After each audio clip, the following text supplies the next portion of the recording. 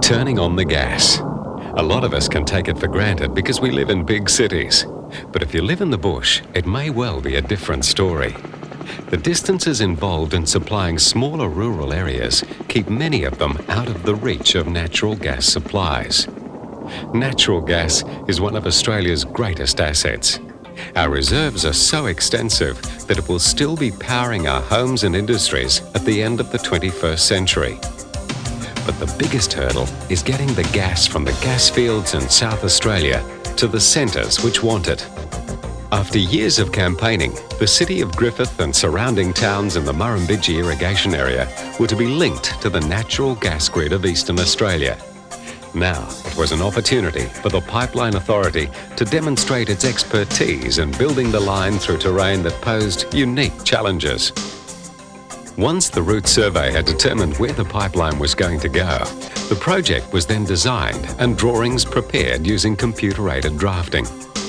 Everything from the exact location of the pipe in the trench to the last nut and bolt was drawn up on computer and then transferred to the field. At all stages of the project, the greatest attention was paid to environmental considerations. Once finished, the pipeline will be invisible, leaving no scars on the landscape. So first up, the topsoil was scraped to one side to be replaced once the job was done. And now the construction could begin in earnest. The pipes were trucked in from Wollongong and strung out along the route, ready for the crews to take charge. A team of welders leapfrogged each other along the whole length of the pipeline, each member responsible for his own part of every one of the 10,000 welds. Progress was of the order of 200 welds, or some 3 kilometres a day. Because the pipe has to withstand very high pressures, up to 10,000 kilopascals, every weld was X-rayed using an ingenious remote-controlled crawler vehicle. Examination of each X-ray revealed whether there were any possible weaknesses or other problems with the weld. Once the all-clear was given, the pipe welds could then be grit-blasted and sleeved to ensure no moisture could attack the metal surface once it was buried.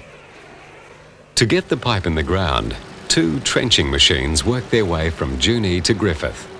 Sometimes progress was speedy, 3 or 4 kilometres a day.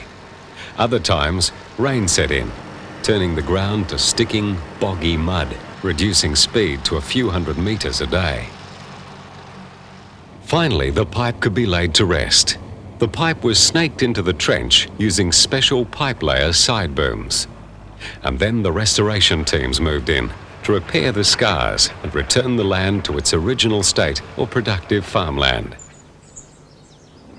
And what about those people who worked on the line and had the satisfaction of being a part of a construction which will certainly change the lives of many people in the whole region? It is a project that's gone well. It's been completed within time and under budget, and it's something that rightfully everybody can feel proud of. Pipelining by nature is a team effort and relies on everyone to contribute. I think everyone that's associated with it can rightfully look back at the end of the day and say, I was there.